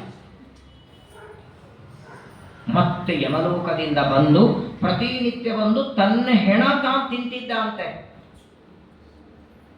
ಒಂದು ದಿನ ಆ ಶ್ವೇತರಾಜನಿಗೆ ಅಗಸ್ತ್ಯ ಋಷಿಗಳ ಭೇಟಿಯಾಗತ್ತೆ. ಕಣ್ಣೊಳಗೆ ದಳ ದಳ ದಳ ದಳ ಅಳ್ತಾನೆ. ಏನಾಯಿತು ಅಂತ ಕೇಳ್ತಾರೆ ಅಗಸ್ತ್ಯರು. ಹೀಗೆ ನಾನು ಅನ್ನದಾನ ಮಾಡದೇ ಇದ್ದದ್ದರಿಂದ ಹೀಗಾಗಿದೆ, ಈಗ ಏನ್ ಮಾಡ್ಲಿ ಹೇಳಿ ಅಂದಾಗ ಅಗಸ್ತ್ಯರಂತಾರೆ, ನಿನ್ನ ಈ ಪಾಪ ದೂರ ಆಗಬೇಕು, ನಿನ್ಗೆ ಒಳ್ಳೆ ಸುಗ್ರಾಸ ಊಟ ಸಿಗಬೇಕು ಅಂದ್ರೆ ಒಂದು ಹೂವಿನಿಂದ ಮಾಲೆ ಮಾಡು. ನೀನೇ ಕೈಯಾರೆ ಗಿಡಗಳಿಂದ ಹೂವನ್ನ ಬಿಡಿಸಿ ಒಂದು ಮಾಲೆಯನ್ನ ಮಾಡಿ, ಆ ಮಾಲೆಯನ್ನ ಶ್ರೀರಾಮನ ಕೊರಳಿಗೆ ಹಾಕು, ಅವತ್ತಿನಿಂದ ನಿನಗೆ ಸುಗ್ರಾಸ ಅನ್ನ ಸಿಗತ್ತೆ. ಸರಿ ಅಂತ ಶ್ವೇತರಾಜ ಅಗಸ್ತ್ಯರ ಪ್ರಾರ್ಥನೆ, ಅವರು ಹೇಳಿದಂತೆ ಹೂಗಳನ್ನು ತಂದು ಮಾಲೆಯನ್ನು ಮಾಡಿದ. ಶ್ವೇತ ಅಂತಾನೆ, ನೇರವಾಗಿ ರಾಮನ ಕೊರಳಿಗೆ ಹಾಕುವಷ್ಟು ಯೋಗ್ಯತೆ ನಂದಲ್ಲ, ನಾನು ನಿಮ್ಮ ಕೈಯಲ್ಲಿ ಕೊಡ್ತೇನೆ, ನೀವು ರಾಮನ ಕೊರಳಿಗೆ ಹಾಕಿ. ಸರಿ ಅಂತ ಅಗಸ್ತ್ಯರು ಮಾಲೆ ಹಾಕ್ತಾರೆ. ಅವತ್ತಿನಿಂದ ಹಸಿವೆ ನೀರಡಿಕೆಯಿಂದ ಒದ್ದಾಡುವ ಶ್ವೇತರಾಜನ ಹಸಿವೆ ಹೋಯಿತು. ಪ್ರತಿನಿತ್ಯದಲ್ಲಿ ಸುಭಿಕ್ಷೆ ಬಂತವನಿಗೆ. ಹಾಗಾಗಿ ನೋಡಿ, ಊಟಕ್ಕೆ ಕೂತಾಗ ಹಾಡ ಹಾಡ್ತಾರೆ, ಶ್ಲೋಕ ಹೇಳ್ತಾರೆ, ಅದೆಲ್ಲ ಹಾಡೆಲ್ಲ ಆದ ಮೇಲೆ ಹೇಳೋದೇನು? ಭೋಜನ ಕಾಲೇ. ಯಾಕೆ ಸೀತಾಕಾಂತಂದ ಯಾಕೆ ಸ್ಮರಣೆ ಮಾಡ್ತೀರಿ? ರುಕ್ಮಿಣಿಕಾಂತನ ಸ್ಮರಣೆ ಯಾಕಿಲ್ಲ? ಊಟಕ್ಕೂ ಸೀತಾಕಾಂತನಿಗೂ ಏನಾದರೂ ಲಿಂಕ್ ಇರಬೇಕಲ್ಲ. ಯಾವುದೇ ಹಾಡು ಹಾಡಿದ ಮೇಲೆ ರುಕ್ಮಿಣಿಕಾಂತ ಸ್ಮರಣೆ ಮಾಡಿ, ಅಥವಾ ಸತ್ಯಭಾಮ ಕಾಂತ ಅಂತ ಸ್ಮರಣೆ ಮಾಡಿ. ಸೀತಾಕಾಂತ ಯಾಕೆ ಅಂದ್ರೆ, ಸೀತಾಕಾಂತನಾದ ರಾಮನಿಗೆ ಮಾಲೆ ಹಾಕಿ ಶ್ವೇತರಾಜನಿಗೆ ಅನ್ನ ಸಿಕ್ಕಿದ್ದಕ್ಕೆ ನಾವೆಲ್ಲ ಊಟ ಮಾಡುವಾಗ ಶ್ರೀರಾಮಚಂದ್ರನ ಸ್ಮರಣೆ ಅದು ಪದ್ಧತಿಯಲ್ಲಿ ಬಂತು. ಬಹಳ ಜನರಿಗೆ ಗೊತ್ತಿಲ್ಲ ಇದು. ಊಟ ಮಾಡಿದ ಮೇಲೆ ಊಟ ಸೀತಾಕಾಂತ ಸ್ಮರಣೆ, ಜಯ ಜಯರಾಮ್. ಯಾಕೆ ಸೀತಾಕಾಂತನ ಸ್ಮರಣೆ ಮಾಡೋದು? ದೇವರ ಸ್ಮರಣೆ ಮಾಡಬೇಕಲ್ಲ, ಬೇರೆ ರೂಪ ಮಾಡ್ರಿ. ರುಕ್ಮಿಣಿಕಾಂತ ಅನ್ನೇ, ರುಕ್ಮಿಣಿಕಾಂತ ಪಾಂಡುರಂಗ ಅನ್ನೇ, ಸತ್ಯಭಾಮ ಕಾಂತ ಅನ್ನೇ, ಜಾಂಬವತಿ ಕಾಂತ ಅಂತ ಅನ್ನೇ. ಇನ್ಯಾವ ಲಕ್ಷ್ಮೀದೇವಿಯ ರೂಪ ಹೇಳದೆ ಸೀತಾಕಾಂತನ ಸ್ಮರಣೆ ಭೋಜನ ಕಾಲದಲ್ಲಿ ಅಥವಾ ಊಟ ಮಾಡುವಾಗ ಹಾಡ ಹಾಡಿದ ಸಂದರ್ಭದಲ್ಲಿ ಮಾಡೋದಕ್ಕೆ ಇದು ದೊಡ್ಡ ಕಾರಣ. ಇದನ್ನೇ ವಾದಿರಾಜರು ಲಕ್ಷ್ಮೀ ಶೋಭಾನ ಪದ್ಯದಲ್ಲಿ ಲಕ್ಷ್ಮೀದೇವಿ ಬರುವಾಗ, ಆ ಮದುವೆಯ ಮಂಟಪಕ್ಕೆ ಬರುವಾಗ ಕೊರಳಲ್ಲಿ ಹೂವಿನ ಮಾಲೆ ಹಾಕ್ಕೊಂಡಿದ್ಲು. ಎಂದೆಂದು ಬಾಡದ ಅರವಿಂದ ಮಾಲೆಯ ಇಂದಿರೆ ಧರಿಸಿದರು ಕೊಳ್ಳಲ್ಲಿ. ಆ ಮಾತನ್ನು ವಾದಿರಾಜರು ತಿಳಿಸಿಕೊಡುತ್ತಾರೆ. ಹಾಗಾಗಿ ವಿಶೇಷವಾಗಿ ರುದ್ರದೇವರ ಅದಿತಿ ದೇವಿ, ದೇವತೆಗಳ ತಾಯಿ ಅದಿತಿ ದೇವಿಯ ಚಿಂತನೆ ಮಾಡಿ, ಜೊತೆಗೆ ನೋಡಿ ನಮ್ಮ ಮನೆಯಲ್ಲಿ ಶ್ರೀಕರ ನಾರಾಯಣನ ಪ್ರತಿಮೆ ಇದ್ದರೆ ಆ ಮನೆಯಲ್ಲಿ ಅನ್ನದ ಕೊರತೆ ಬರಲ್ಲ. ಗರುಡನ ಮೇಲೆ ಕೂತಂತಹ ದೇವರು ಇರಬಹುದು ನಿಮ್ಮೆಲ್ಲರ ಮನೆಯಲ್ಲಿ. ಶ್ರೀಕರ ರೂಪಿಯಾದ ಪರಮಾತ್ಮ ಆ ಭಗವಂತನ ನಿತ್ಯದಲ್ಲಿ ಚಿಂತನವನ್ನ ಮಾಡಿ. ವಿಶ್ವಾನ್ ದೇವಾನ್ ರಾಷ್ಟ್ರಕಾಮಃ ಸಾಧ್ಯಾನ್ ಸಂಸಾದಿಕೋ ವಿಷಾನ್. ಅನಂತರದಲ್ಲಿ ಆಯುಷ್ಯ ಬೇಕು, ಒಳ್ಳೆ ಸುದೃಢವಾಗಿ 80-90 ವರ್ಷ ಬದುಕಬೇಕು, ದೀರ್ಘವಾದ ಆಯುಷ್ಯ ಬೇಕು ಅಂತಿದ್ರೆ ಅಶ್ವಿನಿ ದೇವತೆಗಳ ಪೂಜೆಯನ್ನ ಮಾಡಿ. ದೇವತೆಗಳ ಡಾಕ್ಟರು ಎಲ್ಲರಿಗೆ ಆಯುಷ್ಯವನ್ನು ಕೊಡ್ತಾರೆ. ಆ ಆಯುಷ್ಯಕ್ಕಾಗಿ ಅವರ ಪೂಜೆಯನ್ನ ಮಾಡಿ. ಒಳ್ಳೆ ರೂಪ ಬೇಕು ಅಂತ ಅಪೇಕ್ಷೆ ಇದ್ರೆ, ಉತ್ತಮವಾದ ರೂಪ ಬೇಕು ಅಂತೇಳಿ ಯಾವುದೋ ಲೇಪನ ಹಚ್ಕೊಂಡ್ರೆ ರೂಪ ಬರಲ್ಲ. ಒಳ್ಳೆ ಸುಂದರವಾದ ರೂಪ ಬೇಕು ಅಂತ ಅಪೇಕ್ಷೆ ಇದ್ರೆ ಗಂಧರ್ವರನ್ನ ನಿತ್ಯದಲ್ಲಿ ಪೂಜೆ ಮಾಡಿ ಅಂತಾರೆ. ನಿರಂತರವಾಗಿ ಆಕಾಶದಲ್ಲಿ ಇದ್ದು ಹಾರಾಡುವ, ಸಂಗೀತವನ್ನ ಮಾಡುವ, ದೇವರ ಮಹಿಮೆಯನ್ನ ಕೊಂಡಾಡುವ ಗಂಧರ್ವರ ಸ್ಮರಣೆ ಮಾಡಿ, ಉತ್ತಮವಾದ ರೂಪ ಬರ್ತದೆ. ದೊಡ್ಡದಾದ ರಾಜ್ಯ ಪಡಿಬೇಕು, ರಾಜನಾಗಬೇಕು ಅಂತ ಅಪೇಕ್ಷೆ ಇದ್ರೆ ಬ್ರಹ್ಮದೇವರ ಸ್ಮರಣೆ ಮಾಡಿ, ಬ್ರಹ್ಮದೇವರ ಚಿಂತನವನ್ನು ನಿತ್ಯದಲ್ಲಿ ಮಾಡಿ. ವಿದ್ಯಾ ಕಾಮಸ್ತು ಗಿರೀಶಂ. ಒಳ್ಳೆ ವಿದ್ಯಾ ಬೇಕು, ಉತ್ತಮ ಓದಿದ್ದು ಚೆನ್ನಾಗಿ ನೆನಪಿರಬೇಕು ಅಂತಿದ್ರೆ ರುದ್ರದೇವರ ಸ್ಮರಣೆ. ಹಾಗಾಗಿ ನೋಡಿ, ನಮ್ಮಲ್ಲಿ ಮಕ್ಕಳಿಗೆಲ್ಲ ಹೇಳ್ತೀವಿ ನಸಿಕಿನ ಜಾವ ಎದ್ದು ಓದು ಅಂತಾರೆ. ಯಾಕೆಂದ್ರೆ ನಸಿಕೆ 4 ಗಂಟೆಯಿಂದ 6 ಗಂಟೆಯವರೆಗೆ ರುದ್ರದೇವರು ಸಂಚಾರ ಮಾಡೋ ಹೊತ್ತದು. 2 ಬಾರಿ ರುದ್ರದೇವರ ಸಂಚಾರ, ಒಂದು ನಸಿಕಿನ ಜಾವ ಸಂಚಾರ ಮಾಡ್ತಾರೆ, ಇನ್ನೊಂದು ಸಾಯಂಕಾಲ. ಹಾಗಾಗಿ 3 ಸಂಜೆ ಮಲಗಬೇಡಿ ಅಂತಾರೆ ನೋಡಿ. ಕಾರಣ ಏನು? 3 ಸಂಜೆಗೆ ರುದ್ರದೇವರ ಸಂಚಾರ. ರುದ್ರದೇವರು ಸಂಚಾರ ಮಾಡುವಾಗ ನಾವಿಲ್ಲಿ ಏನೇನು ಕೆಲಸ ಮಾಡ್ತೀವೋ ಅಲ್ಲಿಂದ ಆಶೀರ್ವಾದ ಮಾಡ್ತಾರೆ. ಏನು ಮಾಡ್ತಿದ್ದಿ ಅದನ್ನೇ ಕಂಟಿನ್ಯೂ ಮಾಡು. ನಿದ್ದೆ ಮಾಡ್ತಿದ್ರೆ ನಿದ್ದೆನೆ ಮಾಡು ಅಂತಾರೆ, ಮೊಬೈಲ್ ನೋಡ್ತಿದ್ರೆ ಮೊಬೈಲೇ ನೋಡು ಅಂತಾರೆ. ಅಕಸ್ಮಾತ್ತಾಗಿ ಅಭ್ಯಾಸ ಮಾಡ್ತಿದ್ರೆ ಬುದ್ಧಿವಂತನಾಗುವಂತ ರುದ್ರದೇವರ ಆಶೀರ್ವಾದ. ಹಾಗಾಗಿ ನಸಿಕಿನ ಜಾವ ಎದ್ದು ಓದಿದ್ರೆ ತಲೆ ಹತ್ತದೆ. ಅಂತಹ ರುದ್ರದೇವರ ಸ್ಮರಣೆಯನ್ನ ಮಾಡಿ, ಉತ್ತಮವಾದಂತಹ ಮನೆಯಲ್ಲಿ ನಿತ್ಯದಲ್ಲಿ ಮಡಿ ಮೈಲಿಗೆ ಜಪ ಪಾರಾಯಣ ನಡಿಬೇಕು ಅಂತಾದರೆ ಧರ್ಮರಾಜನ ಸ್ಮರಣೆಯನ್ನ ಮಾಡಿ. ಹೀಗೆ ಒಂದೊಂದು ಅಪೇಕ್ಷೆಗಳ ಇಟ್ಟುಕೊಂಡು ಒಬ್ಬೊಬ್ಬ ದೇವತೆಗಳ ಪೂಜೆಯನ್ನ ಮಾಡಿ.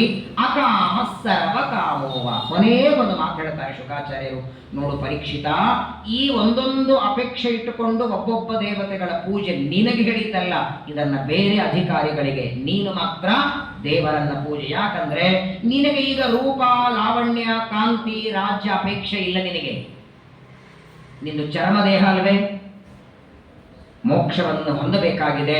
ಯಾರಿಗೆ ಮುಕ್ತಿ ಪಡಿಬೇಕು, ಸಂಸಾರದಿಂದ ಬಿಡುಗಡೆಯಾಗಿ ಮೋಕ್ಷ ಪಡಿಬೇಕು ಅಂತ ಅಪೇಕ್ಷೆ ಇದೆ, ಆ ವ್ಯಕ್ತಿ ಭಗವಂತನ ಪಾದ ಭಜನೆಯನ್ನ ಮಾಡಬೇಕು. ನಾನು ಈಗ ಹೇಳದಲ್ಲ, ದೇವರಿಗೆ ಇಷ್ಟವಾದ ಕೆಲಸ ನೀವು ಮಾಡಿ, ಪ್ರತಿನಿತ್ಯ ದೇವರಿಗೆ ಬೇಕಾಗುವ ಕೆಲಸ ಮಾಡಿ.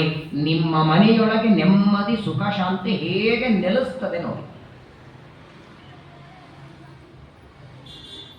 ತಿಂಗಳಿಗೋ 2 ತಿಂಗಳಿಗೋ 3 ತಿಂಗಳಿಗೋ ಕೊನೆಯ 6 ತಿಂಗಳಿಗಾದರೂ ಮನೆಯೊಳಗೆ 1-2 ದಿನ ಅದು ಪ್ರವಚನ ಆಗಬೇಕು. ಇಲ್ಲಂತೂ ನಡೆಯುತ್ತೆ, ಮಾತೃ ಸಂಘಗಳಲ್ಲಿ ಮಠಗಳಲ್ಲಿ ಪ್ರವಚನ ನಡೆಯುತ್ತೆ. ಮನೆಯಲ್ಲಿ ದೇವತಾ ಕಾರ್ಯ ನಡೀಬೇಕು. ಯಜ್ಞ, ಹೋಮ, ಪ್ರವಚನ ಮನೆಯಲ್ಲಿ ಮಾಡಬೇಕಂತೆ. ಯಜ್ಞ, ಯಾಗ, ಪ್ರವಚನಗಳೆಲ್ಲ ಮಠದಲ್ಲಿ, ಶ್ರಾದ್ದ ಪಕ್ಷಗಳೆಲ್ಲ ಮಠದಲ್ಲಿ. ಹಾಗಾಗಿ ಮಠಗಳು ಬೆಳೀತಾ ಇವೆ, ಮನೆಯಲ್ಲಿ ನೆಮ್ಮದಿ ಇಲ್ಲ, ಶಾಂತಿ ಇಲ್ಲ, ಕಿರಿಕಿರಿ, ಜಗಳ, ಅಸಮಾಧಾನ. ಆಗಾಗ ಮನೆಯಲ್ಲಿ ಸತ್ಕರ್ಮಗಳೆಲ್ಲ ನಡಿಬೇಕು. ವಿಶೇಷವಾಗಿ ಭಗವಂತನ ಕಥಾಶ್ರವಣ ನೋಡಿ. ಬಹಳ ಜನ ತಪ್ಪು ತಿಳ್ಕೊಂಡಿದ್ದಾರೆ. ಪ್ರವಚನಕ್ಕೆ ಎಷ್ಟು ಜನ ಕೂತೀರಿ ಅಂದ್ರೆ ನಿಮ್ಮನ್ನೆಲ್ಲ ಕೌಂಟ್ ಮಾಡಿ 20-30 ಜನ ಅಲ್ಲ, ಇಲ್ಲೆಲ್ಲ ದೇವತೆಗಳೆಲ್ಲ ಕೂತಿರ್ತಾರಂತೆ ಪ್ರವಚನಕ್ಕೆ. ಭಾಗವತ ಹೇಳುತ್ತೆ, ಶ್ರೀಮದಾಚಾರ್ಯ ಬ್ರಹ್ಮಸೂತ್ರ ಭಾಷ್ಯದಲ್ಲಿ ಹೇಳ್ತಾರೆ, ಈಗಾಗಲೇ ಮೋಕ್ಷವನ್ನ ಹೊಂದಿದ ಮುಕ್ತರು ಅವರು ಮೋಕ್ಷದಲ್ಲೇ ಇರಬೇಕಂತಿಲ್ಲ, ಅವರ ಇಚ್ಛೆಯಿಂದ ಇಲ್ಲೆಲ್ಲ ಓಡಾಡ್ತಿರ್ತಾರಂತ. ಮುಕ್ತರಿಗೆ ದೇವರು ಎಂತಹ ದೊಡ್ಡ ಭಾಗ್ಯ ಕೊಟ್ಟಿದ್ದಾನೆ. ಅವರು ಎಲ್ಲಿ ಇರಬೇಕು ಅಂತ ಇಚ್ಛೆ ಪಡ್ತಾರೋ ಅಲ್ಲಿ ಇರ್ತಾರೆ. ಇಲ್ಲೆಲ್ಲ ಮುಕ್ತರು, ಎಲ್ಲಿ ನಿತ್ಯದಲ್ಲಿ ಪಾಠ ಪ್ರವಚನ ನಡೆಯುತ್ತೋ ಅಲ್ಲೆಲ್ಲ ಮುಕ್ತರು, ನದ್ಯಭಿಮಾನಿ ದೇವತೆಗಳೆಲ್ಲ ಇರ್ತಾರೆ. ಎಲ್ಲಿ ಹರಿಕಥಾ ಪ್ರಸಂಗವೋ ಅಲ್ಲಿ ಗಂಗಾ, ಯಮುನಾ, ಕೃಷ್ಣ, ಗೋದಾವರಿ ಎಲ್ಲ ನದಿಗಳು ಎಣೆಯಾಗಿ ನಿಲ್ಲುವವು. ಪುರಂದರದಾಸರ ಮನೆಯ ಮುಂದೆ ಪ್ರತಿನಿತ್ಯದಲ್ಲಿ ಥಳಿ ರಂಗವಲ್ಲಿ ಹಾಕೋದಕ್ಕೆ ನದ್ಯಭಿಮಾನಿಗಳು ಬರ್ತಿದ್ರಂತೆ. ಗಂಗಾ, ಯಮುನಾ, ಸರಸ್ವತಿ ಎಲ್ಲರೂ ಬಂದು ಪುರಂದರದಾಸರ ಮನೆ ಮುಂದೆ ರಂಗವಲ್ಲಿ ಹಾಕಬೇಕು. ಯಾಕೆ ಅಂತ ಕೇಳಿದರೆ, ಪುರಂದರದಾಸರು ನಿತ್ಯದಲ್ಲಿ ಭಗವಂತನ ನಾಮವನ್ನು ಪಠನ ಮಾಡ್ತಾರೆ, ಹಾಡುಗಳನ್ನು ಹಾಡ್ತಾರೆ. ಅವರ ಮನೆ ಮುಂದೆ ಹಾಕಿದರೆ ದೇವರು ಪ್ರೀತನಾಗ್ತಾನೆ. ಕೋಟಿ ರೂಪಾಯಿ ಖರ್ಚು ಮಾಡಿ ಬಂಗಾರದ ವಜ್ರ ಮಂಟಪ ಮಾಡಿಸಿ ಏನು ಆನಂದ ದೇವರಿಗೆ ಆಗತ್ತೆ ನೋಡಿ. ವಜ್ರ ಮಂಟಪದ ಮೇಲೆ ಕೂಡಿಸಿ ದೇವರ ಪೂಜೆ ಮಾಡಿದಾಗ ಏನು ಆನಂದ ಪಡ್ತಾರೆ, ಅದಕ್ಕಿಂತ ಕೋಟಿ ಪಟ್ಟು ಆನಂದ ಒಂದು ಶ್ಲೋಕ ಭಾಗವತ ಕೂತ್ಕೊಂಡು ಮನೆಯಲ್ಲಿ ಶ್ರವಣ ಮಾಡಿ ಆಗಿಬಿಡ್ತು ದೇವರಿಗೆ. ಹಾಗಾಗಿಯೇ ನಮ್ಮಲ್ಲಿ ಪಾಠ ಪ್ರವಚನಕ್ಕೆ ಅಷ್ಟು ಪುಣ್ಯ ಕೊಟ್ಟಿದ್ದಾರೆ. ಉತ್ತರಾದಿ ಮಠದ ಸತ್ಯಧ್ಯಾನ ತೀರ್ಥರ ಕಾಲದಲ್ಲಿ ವಿದ್ಯಾಭ್ಯಾಸಕ್ಕೆ, ಈ ಬ್ರಹ್ಮವಿದ್ಯೆ ಓದೋದಕ್ಕೆ ವಿದ್ಯಾರ್ಥಿಗಳು ಬರ್ತಾರೆ ಅಂದ್ರೆ ಅವರ ಮೇಲೆ ಎಷ್ಟು ಪ್ರೀತಿ ಮಾಡೋರು. ಇವತ್ತಿಗೂ ಆ ಪರಂಪರೆಯಲ್ಲಿ ಇವತ್ತಿನ ಪೀಠಾಧಿಪತಿಗಳು ಸತ್ಯಾತ್ಮ ತೀರ್ಥರನ್ನ ನೋಡಿದ್ದೀರಿ. ತಾವೇ ಬಳಸೋದಕ್ಕೆ ಬಂದಿರ್ತಾರೆ ಪಂಡಿತರಿಗೆ, ವಿದ್ಯಾರ್ಥಿಗಳಿಗೆಲ್ಲ ದಕ್ಷಿಣೆ ಕೊಡ್ತಾರೆ, ನೂರಾರು ಲಕ್ಷ ಗಟ್ಟಲೆ. ಯಾಕೆ? ಇನ್ನಷ್ಟು ಉತ್ಸಾಹ ಬರಲಿ, ಇನ್ನಷ್ಟು ಓದಲಿ. ಯಾವ ಪೀಠಾಧಿಪತಿಗಳು ಹೇಳಿಲ್ಲ, ಸತ್ಯಾತ್ಮರು ಒಬ್ಬರೇ ಹೇಳಿದ್ದು. 3 ಅಲ್ಲ 4 ಜನ ಮಕ್ಕಳನ್ನ ನೀವು ಪಡೀರಿ, ಒಬ್ಬ ಮಗನನ್ನ ನೀವಿಟ್ಕೊಳ್ಳಿ, 3 ಜನರನ್ನ ವಿದ್ಯಾಪೀಠ ಕಳಿಸಿ, ನಾನು ಅವರನ್ನ ಸಾಕಿ ಸಲಹೆ ಪಂಡಿತ ಮಾಡುತ್ತೇನೆ.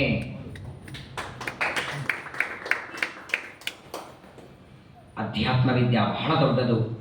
ಹರಿ ಸರ್ವೋತ್ತಮ, ವಾಯು ಜೀವೋತ್ತಮ, ಪಂಚಭೇದ ತಾರತಮ್ಯ ಇದನ್ನು ತಿಳಿಸಿಕೊಡುವ, ದೇವರ ಗುಣಗಾನ ಮಾಡುವ, ದೇವರ ಮಹಿಮೆ ಹೇಳುವ, ದೇವರ ಸರ್ವೋತ್ತಮತ್ವ ಪ್ರತಿಪಾದನೆ ಮಾಡುವ ಭಾಗವತವೋ ಮಹಾಭಾರತವೋ, ಅವುಗಳ ಅಧ್ಯಯನ, ಅವುಗಳ ಪ್ರವಚನ, ಅವುಗಳ ಪಾಠ ಯಾವ ಮನೆಯಲ್ಲಿ ನಡೆಯುತ್ತೋ ಅದು ಬದರಿ ಕ್ಷೇತ್ರ. ಇದಕ್ಕಿಂತ ಹೆಚ್ಚಿಗೆ ಆನಂದ ದೇವರಿಗೆ ಇನ್ನೊಂದಿಲ್ಲ. ಹಾಗಾಗಿ ಪರಮಾತ್ಮನಲ್ಲಿ ಯಾವುದೇ ಕ್ಷುಲ್ಲಕವಾದ, ಇಷ್ಟು ಜನ ಇಲ್ಲಿ ಕೂತಿದ್ದೀರಿ, ಒಬ್ಬರಾದ್ರೆ ಕೈ ಮೇಲ್ ಮಾಡಿ ಹೇಳಿ, ಕುಂತಿದ್ದೇವೆ ಬೇಡಿದ ಹಾಗೆ ನಮಗೆ ದುಃಖ ಬರಲಿ ಅಂತ ನಾವು ದೇವರ ಹತ್ರ ಬೇಡಿದ್ದೇವೆ ಅಂತ ಒಬ್ಬರಾದ್ರೆ ಕೈ ಮೇಲ್ ಮಾಡಿ ನೋಡೋಣ. ಯುದ್ಧದ ಹೋದರೆ ಸಾಕಾಗಿದೆ, ಇರುವ ದುಃಖ ಪರಿಹಾರ ಆದರೆ ಸಾಕಾಗಿದೆ, ಇನ್ನೆಲ್ಲಿಂದ ದುಃಖವನ್ನ ಬೇಡೋಣ. ಆದರೆ ನೋಡಿ, ದುಃಖವನ್ನ ಕೊಡುವಂತ ಬೇಡದಿದ್ದರೂ ದುಃಖ ಬರೋದು ತಪ್ಪಿದೆಯಾ? ಹಾಗಾದ್ರೆ ಬೇಡದೇನೆ ದುಃಖ ಬರುವಂತೆ, ಬೇಡದೇನೆ ಸಂಸಾರದ ಸುಖನೂ ಕೊಡ್ತಾನೆ. ಅದಕ್ಕಾಗಿ ಯಾಕೆ ದೇವರ ಹತ್ರ ಕೈ ಚಾಚ್ತೀರಿ?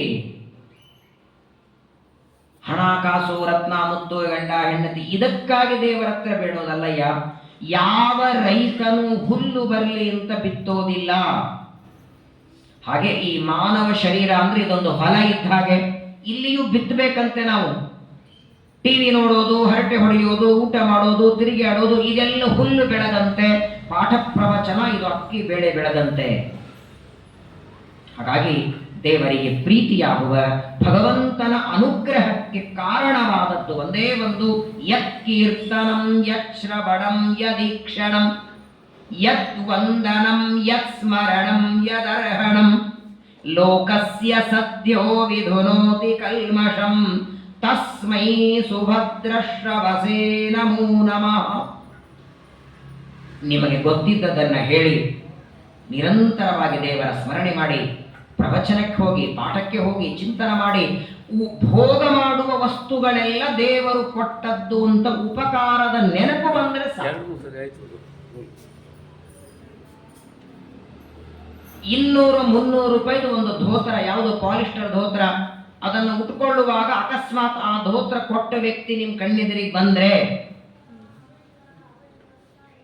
ಆ ಧೋತ್ರ ನೀವು ಉಡುವಾಗ ಅವ್ರ ಕಣ್ಣೆದುರಿಗೆ ಬಂದ್ರೆ ಅವ್ರಿಗೆ ಹೇಳ್ತಿದ್ರು, ನೀವೇ ಕೊಟ್ಟದ್ದು ನೋಡಿ. 3-4 ತಿಂಗಳ ಹರಿದು ಹೋಗುವ ಒಂದು ಬಟ್ಟೆಯನ್ನ ಕೊಟ್ಟವನನ್ನ ನೀವೇ ಕೊಟ್ಟದ್ದಂತೀವಿ.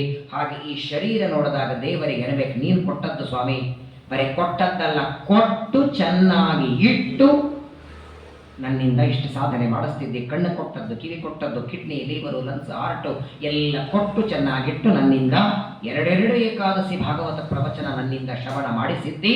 ಇದು ನಿನ್ನ ಅನುಗ್ರಹ.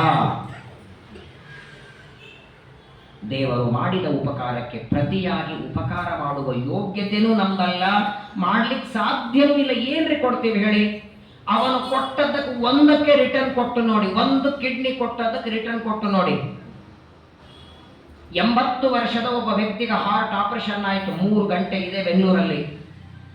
ಆಪರೇಷನ್ ಆಯಿತು, ಮಕ್ಕಳೆಲ್ಲ ಬರ್ತಾರೆ. ಒಂದು 5-6 ದಿನ ಆದ ಮೇಲೆ ಡಿಸ್ಚಾರ್ಜ್ ಮಾಡಿ ಅವರನ್ನ ಮನೆಗೆ ಕಳಿಸುವಾಗ ಈ 18 ಲಕ್ಷ ರೂಪಾಯಿ ಬಿಲ್ ತಂದು ಕೊಟ್ಟರು, ಹಸ್ತೋದ ಚೀಟಿ. 18 ಲಕ್ಷದ ಬಿಲ್ ನೋಡಿ 80 ವರ್ಷದ ಮುದುಕನ ಕಣ್ಣೊಳಗೆ ದಳದಳ ನೀರು. ಡಾಕ್ಟರ್ ಅಂತಾರೆ, ಅಳಬೇಡಪ್ಪ, ಇದೀಗ ಆಪರೇಷನ್, ನಿನಗೆ 80 ವರ್ಷ, ಇನ್ನೇನಾದ್ರೆ ಮತ್ತೆ ಆಪರೇಷನ್ ಮಾಡೋದು ಕಷ್ಟ. 18 ಲಕ್ಷ ಹೆಚ್ಚಾಯಿತು, 15 ಕೊಟ್ಟು ಹೋಗು, ಒಂದು 3 ಬಿಡ್ತೇನೆ ಅಂತ ಡಾಕ್ಟರ್ ಅಂತಾರೆ. ಈ ವ್ಯಕ್ತಿ ಅಂತ, ನೀನು 18 ಲಕ್ಷ ಮಾಡಿದ್ದಕ್ಕೆ ಕಣ್ಣೊಳಗೆ ನೀರಲ್ಲ, ನೀನು 20 ಮಾಡಿದ್ರು ಕೊಡುವಷ್ಟು ನನ್ನ ಹತ್ರ ಇದೆ, ಕಣ್ಣೀರು ಯಾಕೆ ಕಳ್ತಿದ್ದೆ? ಆಗಿ 80 ವರ್ಷದ ಮುದುಕಂತಾನೆ, 3 ಗಂಟೆ ನನ್ನ ಹಾರ್ಟ್ ಆಪರೇಷನ್ ಮಾಡ್ಲಿಕ್ಕೆ 18 ಲಕ್ಷ ಬಿಲ್ ಮಾಡಿದೆ. 80 ವರ್ಷ ಆಯ್ತು ಹಾರ್ಟ್ ಕೊಟ್ಟು, ಅವ 1 ರೂಪಾಯಿ ಬಿಲ್ ಮಾಡಿಲ್ಲಲ್ಲ ಇವತ್ತಿನವರೆಗೆ. ಹಾರ್ಟ್ ಕೊಟ್ಟವನೇ ಬಿಲ್ ಮಾಡಿಲ್ಲ, ನೀನು ರಿಪೇರಿಗೆ ಬಿಲ್ ಮಾಡದಲ್ಲಯ್ಯ. ಒಂದಕ್ಕೆ 1 ರೂಪಾಯಿ ಅಂತ ಬಿಲ್ ಮಾಡಿದ್ರೆ ಸಾಕು. ಹಾರ್ಟಿಗೆ 1, ಕಿಡ್ನಿಗೆ 1, ಲಿವರಿಗೆ 1, ಲಂಗ್ಸಿಗೆ 1. ಈಗಿನವರ ಕಾರುಣ್ಯ. ಎಲ್ಲ ಕೊಟ್ಟು ಚೆನ್ನಾಗಿಟ್ಟು ಎಷ್ಟು ನಮ್ಮನ್ನ ಸುಖವಾಗಿ ದೇವರಿಟ್ಟಿದ್ದಾನೆ. ಹಾಗಾಗಿ ದೇವರಿಂದ ಪಡೆದ ಉಪಕಾರ ಅನಂತ ಅನಂತ ಅನಂತ ಉಪಕಾರ. ಅದನ್ನು ಮರಳಿ ಕೊಡ್ಲಿಕ್ಕೆ ಸಾಧ್ಯವಿಲ್ಲ. ಅದಕ್ಕೆ ಒಂದೇ ಒಂದಿದ್ದದ್ದು ಅವನ ಕಥಾಶ್ರವಣ, ಅವನ ನಾಮಸ್ಮರಣೆ, ಅವನಿಗೆ ನೈವೇದ್ಯ ಮಾಡಿದ ಊಟ, ನಿರಂತರವಾಗಿ ಅವನ ಚಿಂತನ. ಇದೇ ನಮ್ಮ ಜೀವನದ ಗುರಿ, ಅದೇ ನಮ್ಮನ್ನು ಉದ್ಧಾರ ಮಾಡುತ್ತೆ. ಅದನ್ನು ನೀನು ಮಾಡುವಂಥ ಪರೀಕ್ಷಿತನಿಗೆ ಶುಕಾಚಾರ್ಯರು ತಿಳಿಸಿಕೊಡ್ತಾರೆ. ನಾವೆಲ್ಲರೂ ನಿಜವಾಗಿಯೂ ಪುಣ್ಯವಂತರು. ಇಷ್ಟು ಚೆನ್ನಾಗಿ ದೇವರು ನಮ್ಮನ್ನು ಇಟ್ಟು ಆರೋಗ್ಯವಾಗಿಟ್ಟು 2 ಏಕಾದಶಿಯ ಪರ್ವಕಾಲದಲ್ಲಿ ಭಾಗವತ ಶ್ರವಣ ಮಾಡೋ ಭಾಗ್ಯ ಕೊಟ್ಟಿದ್ದಾನೆ. ದೇವರು ಮಾಡಿದ ಉಪಕಾರಕ್ಕೆ ಅನಂತ ನಮಸ್ಕಾರಗಳನ್ನು ಮಾಡುತ್ತಾ, ಎಷ್ಟು ದಿನ ಬದುಕ್ತೇವೆ ಗೊತ್ತಿಲ್ಲ, ನಮ್ಮ ಆಯುಷ್ಯ ಇರೋವರೆಗೆ ನಮ್ಮಿಂದ ನಿರಂತರವಾಗಿ ಭಾಗವತದ ಶ್ರವಣ ನಡೀಲಿ, ನಾಮಸ್ಮರಣೆ ನಡೀಲಿ.